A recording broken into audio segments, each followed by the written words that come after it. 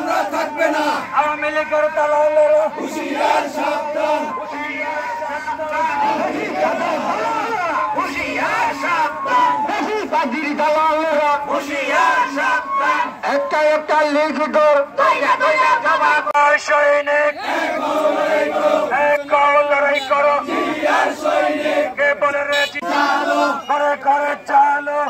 তুমি মিত্র সংগঠন বাংলাদেশ আওয়ামী লীগ, ছাত্রলীগ ও যুবলীগের সন্ত্রাসীরা রাতের আধারে মতলব উত্তরে যে গুপ্ত মিছিল দিয়েছে তার প্রতিবাদে আজকের এই আমাদের প্রতিবাদ সভায় নিষিদ্ধ সংগঠনের আর কোন মাথা তারা যাতে না দেয় সেদিকে আপনারা সবাই সজাগ থাকবেন। বিশেষ করে মতলব উত্তর উপজেলায় জনতা দলাম তান্নির নেতৃত্বে মতলব উত্তর উপজেলা শ্রমিক দলের সম্মানিত সভাপতি আমু সুবিয়ান এবং সাধারণ সম্পাদক মহসিন মন্ডল, আমি সিনিয়র সহ সভাপতি আমুল বসার ছবিরের নেতৃত্বে মতলব উত্তরে কোন স্বৈরাচারী দূষণকে কোন রকমের কোন প্রোগ্রাম করতে দেওয়া হবে না ইনশাআল্লাহ। আমরা কঠোরভাবে হুঁশিয়ার করে দিচ্ছি, এই বাংলার মাটিতে স্বৈরাচারের কোন ঠাঁই নাই। বন্ধুরা আমার, আজকে কাজ করার জন্য আমাদেরকে বাধ্য করবেন না।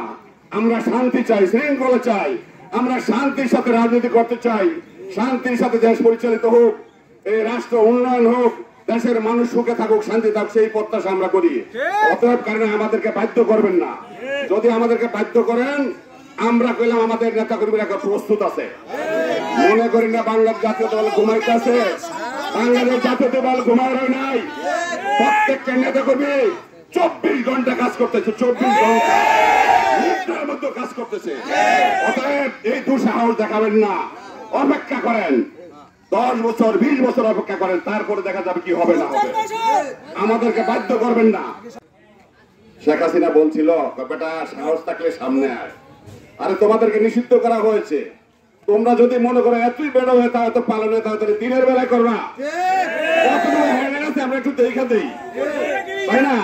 তাইলে এই চোরের মতন রাতের অন্ধকারে পলে পলে এই আন্দোলন, এই সংগ্রাম করার কোন অধিকার তাদের এটা মানায় না, এটা বেমানান। অতএব